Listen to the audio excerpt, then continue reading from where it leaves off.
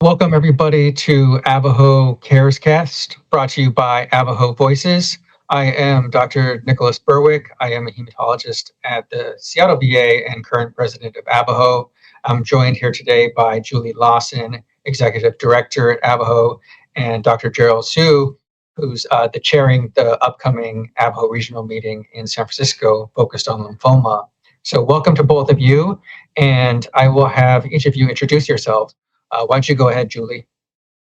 Thank you. I'm happy to be back. This is our first official guest outside of Dr. Burwick and I. So I am happy to be back in the chair and getting us really started in the right direction with our first official guest outside of us, like I said. So we hope that you have made it back to the second episode and that you will find this an interesting conversation that we're going to have. As you know, I'm the executive director for AVAHO and happy to be here. Dr. Hsu, tell us a little bit about yourself. Sure. Hi, Julie. Hi, Nick. Hi, everyone. My name is Gerald Hsu. I'm a hematologist-oncologist at the San Francisco VA, where I wear a few different hats. I have the pleasure of treating veterans who have leukemias and lymphomas. We at the San Francisco VA are also a very active site for education. So we have residents and fellows who come, and so I also supervise the care that they provide to veterans as well. And that happens both on our outpatient services and our inpatient services. We also at the San Francisco VA have a very active inpatient leukemia and lymphoma service. So we treat veterans across Northern California up to the Oregon border and out east towards Nevada. So lots of patients coming from Reno, Nevada, and the Central Valley of California. So that keeps us pretty busy on site. I do a couple other things at the San Francisco VA and for the VA nationally. These include serving on our hematologic malignancies pathways, where we are working with other VA hematologists, oncologists across the country, developing best care pathways for veterans who encounter hematologic malignancies. I'm also a provider through the National Tele-Oncology Program, and so take care of vets who are at Fresno and South Dakota presently. I'm also with Solomon Graf, Daphne Friedman, Suman Kambapati, the co-investigator for a VA clinical trial. I think it's the first that has been approved through one of these central research and development mechanisms. It's a trial on CLL, and that looks at the benefit of adding on venetoclax for a year for patients who have been treated with Bruton's tyrosine kinase inhibitor, where the intent was that they would probably stay on indefinitely. So this new clinical trial just opened. We're recruiting patients to it across our 5 sites and the National Tele-Oncology Program. So that's something else that I've started within our VA system. Probably gives you a pretty good flavor of what I get to do at the VA day in and day out. I'm so glad that you brought up the clinical trials. This is one of the things I love about what we do.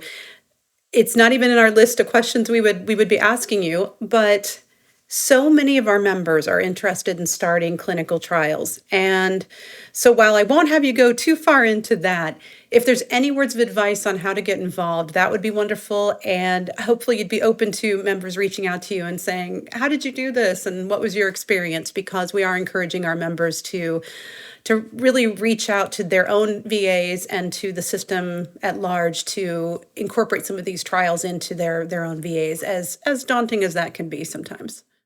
Yeah, it's rightfully a priority of the VA and of investigators across the country. And I certainly have benefited from the VA Hematologic Malignancies Research Consortium. So it's a group of physicians across the VA that are interested in participating in clinical trials. And I know it exists for other disease groups as well. So if you're an oncologist within the VA system interested in participating in clinical trials or leading them, find your consortium. I think it certainly exists. And if you need some help finding those people, feel free to reach out. happy to help, but I'm certainly not the most active amongst the group. Certainly, there are lots of folks that I rely on who have really built the teams to make it happen. And I think that's certainly something that you see across the VA is just the nature of building teams to move care for veterans forward. And I certainly see us doing so in the clinical research space, just as we are doing in the clinical care space. Wonderful. Thank you. And for those listening, you'll hear my voice a little bit more than Dr. Burwick's, though we are both hosting this. And that is because he is not in his home studio. So we're having a little bit of connectivity issues. And so he'll hop in as he wants to, but if if you can bear with me leading some of these questions, that would be great. We appreciate it. What we'd like to hear from you, Dr. Hsu, is what led you to a career in HEMONC? What was the motivating factor, perhaps even when you were, whether it was just to go into medicine at all, or once you were in medicine, what piqued your interest about the field that you're in? I came to HEMONC pretty early as a medical student. I was an MD PhD student at Duke University and started my PhD in the third year of medical school. So after you finish your coursework and clerkships, your initial clerkships. And I worked in a lab that was looking at the structure of DNA polymerases and how it replicates past mutations. And that was the central flaw or the central process in cancer. It's the mutations in oncogenes that lead to biological processes that lead to these hallmarks of cancer. And so it became clear pretty early on to me that cancer was perhaps the place where science and medicine were the closest. You really had the potential to develop therapies at the bench that would really translate very quickly to the care of patients. And so that was the most appealing thing to me about oncology, was how intimate this relationship between science and medicine was. And as appealing as the science of cancer was, I think the care of patients with cancer was even more compelling. The journeys that patients with cancer go through, from diagnosis to treatment to hopefully cure, and if not cure, remissions, and if not remissions, just the life that happens as you go through diagnosis of cancer is just one of those things I feel so fortunate to bear witness to and to help people navigate. And I think that was evident very early on as a medical student for me as well. So that's how I came to oncology. That's that love of science, the way in which you can translate science to lead to better treatments, and the nature of the journey that patients go through who have cancer. Those were the things that really drew me to the field. Sure. That's really interesting. You're not the first person I've heard say that the science, the logic, the appeal to the mind was what brought you to the subject, but it's the patients that keep you there. That you make that attachment to your work and to the patients, and you start to see it all as one thing, as science meeting humanity, and it's a really beautiful process. And it's, I think, something that's very special about the work that you do and the work that all of the members of AVAHO do. It's an honor to do it. And as hard as it can be sometimes, I think that's the reward, is being able to marry that science with humanity. And it's still the most gratifying thing that I get to do. I mean, I talked about the different tasks and roles that we have in the VA system, but for sure, the care of patients in my clinic is the thing that I identify with most and get the most gratification from. And Dr. Hsu, as I hear you talking, I can't help but think about, AVAHO is initiating this mentorship initiative, and you talked about your story. You've been really a role model, become a leader in the VA. So, I think you're being modest earlier. I mean, I think that you probably are a mentor to other fellows and students, I am sure. But I was wondering if you might be able to give us some insight about mentors that have been important, in your path, in your career, what they meant to you. So many. And at every stage, I feel as though I've had a mentor who was associated or worked primarily at the VA.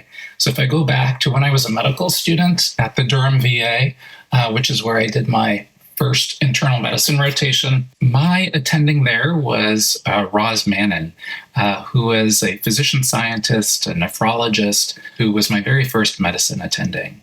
Working with her on the wards, having had the exposure to someone who was a physician first and a scientist in parallel, made me realize what impact physicians within the VA can have. Roz ended up going to the NIH and taking roles, so she remained in public service in the government sector and was incredibly influential early on in showing me what it meant to be a physician in the VA system. There were so many other people at the Durham VA who were leaders in their field and also practiced at the Duke Hospital across the street. And I think that was a model that you see across the country. These partnerships between academic centers and the VA really allow for the type of crosstalk between a VA center and an academic center that keeps things fresh. It ensures that all of the intellectual content that is a part of educational programs, it's making its way across the street or across town to the VA hospitals. The expertise that you're seeing at academic centers is also making its way to VA centers. And that mentorship that you get in training programs and in educational spaces is replicated in all of these different settings. So in addition to Rosman in my third year of medical school, I had a lot of scientific mentors across the street. My PhD advisor, Lorena Beasy, my thesis committee, and then obviously we go to medicine, to internal medicine residency, where I continued to have a footprint at the VA as an internal medicine resident. We rotated through the West Roxbury VA. My chair of medicine at Brigham and Women's Hospital, Dr. Joe Lascalzo, was also formerly a physician in the VA. I think he said it was his first job after he finished cardiology fellowship was to work at the VA there. And Dr. Lascalzo, another example of a physician, scientist, leader in medicine who had his footprint at the VA as well. Then I went to fellowship in San Francisco, here at UCSF. And here too, we have a VA hospital, and this particular VA hospital also shares the benefits of being associated with an academic medical center. So you have a lot of crosstalk between these two different communities. And at the VA here in San Francisco, the mentor who has had the most influence on me is a woman named Pat Cornett. Pat was the division chief of hematology oncology and hired me right out of my year as a chief resident to be an attending.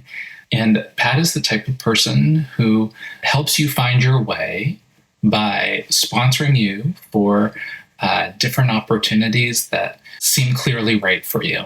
She was the type of person who I feel as though helped shape my career without being heavy-handed.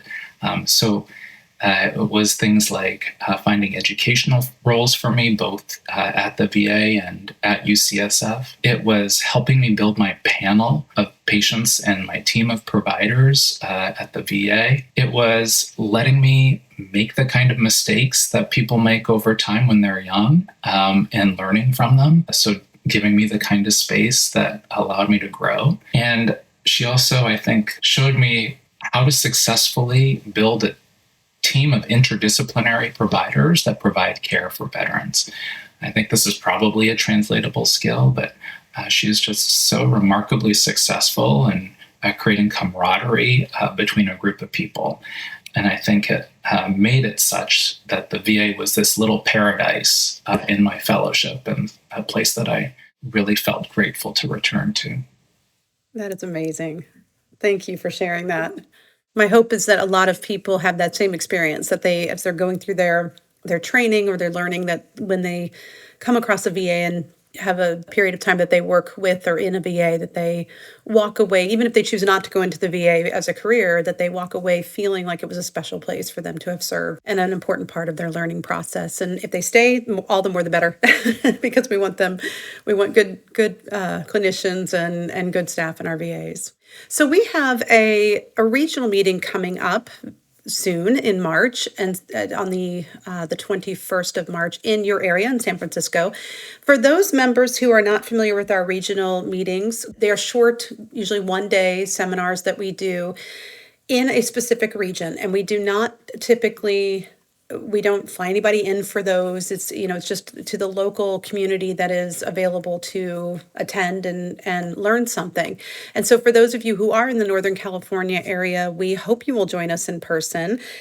And if you are not, we absolutely will have recordings and perhaps even some live streaming options for you. We don't typically do that, but we're changing things up a little bit for 2026, trying some new things. So hopefully it will be well attended one way or another.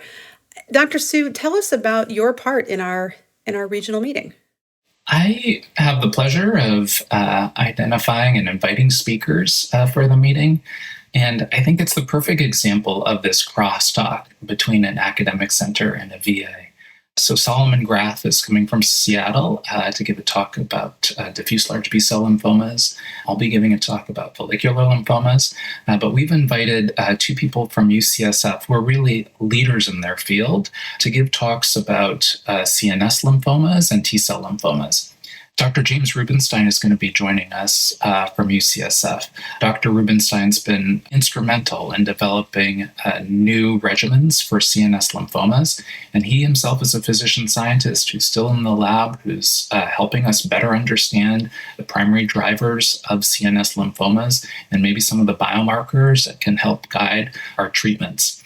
And so he'll be providing us updates about CNS lymphomas. And then Dr. Wei Ai, also at UCSF, she's a national leader in T-cell lymphomas. And if you're anything like me, there's no T-cell lymphoma that I feel is bread and butter. Every T-cell lymphoma feels rare to me. So I feel incredibly lucky that I have Wei Ai on speed dial. She's somebody that I reach out to all the time to get advice about managing T-cell lymphomas because they are so rare. In fact, I just had a patient who has mantle cell lymphoma, but also T-cell lymphoma. He has mycosis fungoides. And so if you're in that same situation where you maybe come across one or two T-cell lymphomas a year and are looking to buff up your knowledge about T-cell lymphomas, or just to hear about somebody who sees it day in and day out, this meeting is for you. Both Dr. Ai and Dr. Rubenstein are people that I've known for, I guess it's now over 15 years. They were physicians and scientists back when I was a fellow, and they've been giving me talks and advice about CNS lymphoma and T-cell lymphoma ever since. Just an example of how the world is so small and the relationships we establish are so long-lasting, and that's obviously a good thing. So I feel very lucky that they'll be sharing their knowledge and expertise with the community at large. We feel lucky also. Glad to have them joining us. Yeah, and so it's a great soup to nuts. You get all types of lymphoma content, or I suspect the breadth that you probably see in your panels at different VAs. Well, that's actually one of the questions I have for you is you mentioned, having these unique cases, feeling like each case is unique. What are some of the challenges that a patient who is experiencing a wide array of issues, but with a lymphoma, but maybe some of the rare forms of it, or even just in general, what are some of the challenges that you see for the patients that you're working with or that your team is working with? Maybe I'll start first by talking about some of the successes within the VA system. Mm-hmm. Please do. We don't toot our horn enough. Yeah. There's so much that's right about the VA system. I feel as though we are very fortunate to have integrated teams. We have social workers, nurses, nurse practitioners, pharmacists, infusion center nurses. This was what it was so appealing to me about coming to VA, was that we all worked in one room together. And that kind of cohesion allows us to deliver the type of care that is truly integrated. And I think we do a really good job of addressing the unique needs and stresses that veterans have. And so for us in San Francisco, it's often figuring out how to provide transportation to a veteran who might have a geographical restriction or issue with physical functioning. It might be providing housing at the hotel so that they can make an appointment and a treatment. It might be providing them housing vouchers so that they have a stable place to live while they're getting treatment or going through the trials and tribulations, managing a life. So I think in general, we have these really successful integrated teams that help address a lot of the social and financial barriers to care. I think we also have providers in other specialties. So we have nutritionists and mental health. We have all the range of internal medicine subspecialties that are also on site, that are also taking care of our veterans. So it's really integrated care across different specialties. And so I think in that setting, there's so much that's happening that's right about care that really allows us to deliver the kind of care that in many ways I think is as good, superior to what might exist out in the community. I think we're primed to deliver the next version of care for patients with lymphoma and cancers. And what I mean by that is that there are emerging treatments that can make it harder to deliver care if you rely on resources outside of your primary VA site. So here in San Francisco, we take care of a lot of veterans who live over an hour away from us, who might live up in Santa Rosa or as far as Eureka, where we need to engage not just the CBOCs, the VA clinics at those sites, but potentially other oncologists out in the community. And so when you think about giving a patient with lymphoma a bispecific antibody or a patient with myeloma bispecific antibody, that's really hard to do if you don't have somebody locally who can give subsequent doses. So it's not good enough that we can provide it within our perfect little ecosystem here at the San Francisco VA. We have to partner with people outside the VA to make it happen. And so I think that's probably one barrier to providing state-of-the-art care for patients with lymphoma within the VA system. Another barrier, another advance within lymphoma is having CAR T-cell therapies. As you both know, CAR T isn't widely available across VA hospitals. I think it's still, is it Nashville that's doing that, Nick? I think it's just Nashville, but I know for sure they are. I don't know beyond that. We don't do it in San Francisco, but we are lucky that our veterans can get it at UCSF. It's just that not all our veterans live proximal to UCSF. So figuring out how they come down to UCSF, what support and resources they need so that they can stay in San Francisco to get CAR T-cell therapy is the barrier we face in providing lymphoma care for veterans. And so I don't think that's unique to us, but I feel very lucky that within the VA system, there are hopefully resources to help overcome those barriers. Absolutely. Thank you for sharing that. And I want to be clear to the listeners why we're asking this question. I love that you started with what's going right in the VA. One of my frustrations as an admin for an organization like AVAHO is that the VA does not toot its own horn. And so it's upon my shoulders and the shoulders of our board of directors to really help spread that story and to share all of these successes that happen within the VA and to not focus only on what could and does maybe go wrong.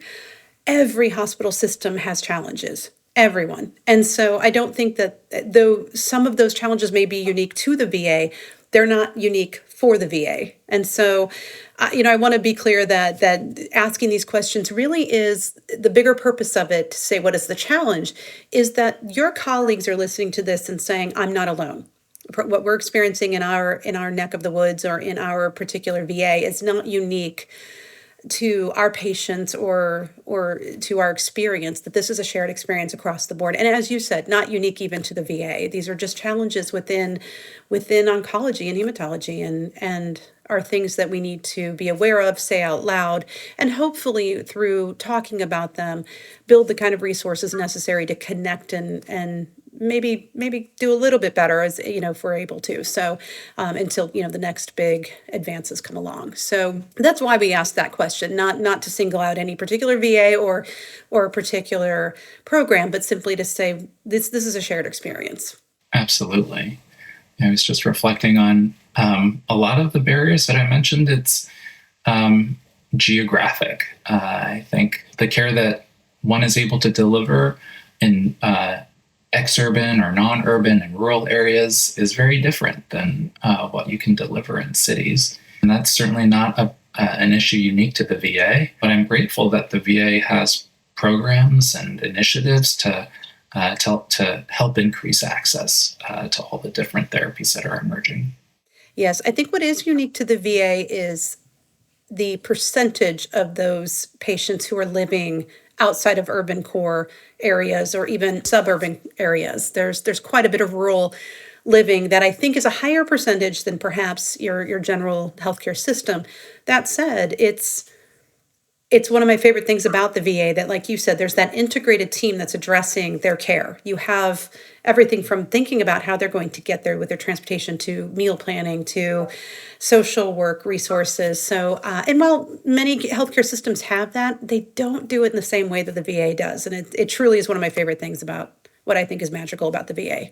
As a provider in the National Tele-Oncology Program, is that team doesn't have to be right next to you.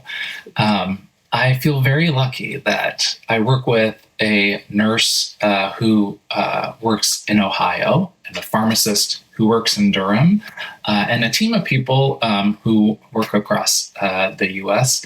And I feel really connected to these people. It's nice to know that we're all coming online to service patients who are in Fresno, where none of us are, or South Dakota, and filling gaps for veterans who may not have access to hematologic and oncologic care where they're at. Absolutely. Well, we greatly appreciate your time. Dr. Burwick, anything else you'd like to ask or add? Dr. Hsu, it's interesting going back to the previous question, because when it comes to, what are the barriers to care, every one of those that you mentioned, the VA is working on, right? So people don't realize how innovative the VA has been. They're identifying these gaps in care. They're closing the gaps. We know from prior studies that when you look at data in the VA, disparities are reduced compared to non-VA care. And I only see that improving over time because of the NTO program close to me. Like you said, these solutions, transportation assistance, caregiver lodging support in some places. So, I really appreciate your words. It's really inspiring time to work in the VA. And maybe I'll, defer this back to you if you have any final words you'd like to impart to our listeners. Maybe I'll take this back to clinical trials. I feel like this is another way in which the VA has been making progress, really centralizing IRBs, centralizing pharmacies and databases so that we can deliver clinical trial drugs and collect clinical trial data for clinical trials to happen on a nationwide scale. I think that is another way in which we are delivering for veterans. And I think there's a real potential for those of us who work as hematologists, oncologists in the VA system to build the kinds of trials that are tailored for veterans. So this particular trial that I mentioned, it's called Benefit VA, the VA meaning venetoclax add-on for patients who are on indefinite BTKI therapy. It was developed with One, the thinking that we have a lot of veterans across the country who are on indefinite oral therapy for CLL. And there's this new oral therapy called venetoclax that in combination appears to be even more effective and can result in time-limited therapy. So with these two oral drugs, the thinking went, well, is it possible that we can enroll patients onto this clinical trial who don't live near an academic center, which is a huge proportion of the VA population? And can we better study their outcomes, the symptoms that they experience, the financial toxicity that comes with cancer? And so all of this has been tailored to the VA population. And I think there will be findings that translate across populations. But this is a study that was designed for the VA, addresses unique stressors and pain points for veterans specifically. And I think it's hopefully a model of developing clinical trials that are more inclusive of patients regardless of their geography. And so I guess I'm very much hoping to see that other trials tailored towards veterans develop within our ecosystem. It would be obviously a win-win. And I think certainly added benefit to the trials that exist for veterans at academic centers, which we are also still able to refer patients to. So as we continue to develop newer and better or more cutting edge therapies, I really think that we are on the front lines to making sure that all of it makes it to veterans too.